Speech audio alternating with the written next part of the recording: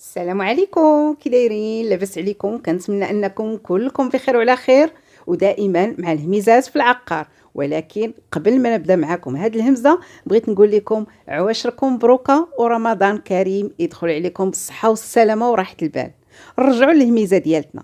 هي هاد الفيرما اللي ما شاء الله المساحه الاجماليه ديالها 3000 متر كاري، دايره بالسور كامله وعندها تيتر فونسي. كاين فيها بير وكاينه فيها ما شاء الله هاد الفيلا اللي كتبان لكم اللي فيها الطابق الارضي والطابق العلوي. كنعتذر ما عنديش صور ديالها من الداخل، ولكن اللي مهتم يتواصل ويجي يشوف مباشره. بالنسبه لهاد الفيرما الموقع ديالها كتواجد في الولجه وقريبه للبحر ديال سيدي بونعايم. كيف لاحظتوا معايا كاينين اشجار متنوعه، كاين بير.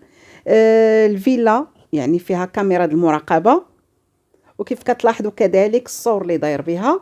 واكيد اللي مهتم يجي يشوف مباشره.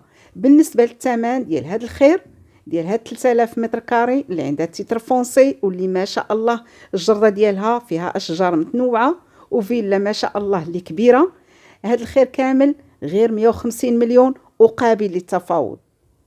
كنأكد لكم هاد الهمزه راها همزه زويونه وموقع ديالها ممتاز وقريبه للبحر، والثمن 150 مليون وقابل للتفاوض. وصاحب هاد الفيرما بغى يبيع اليوم قبل غدا.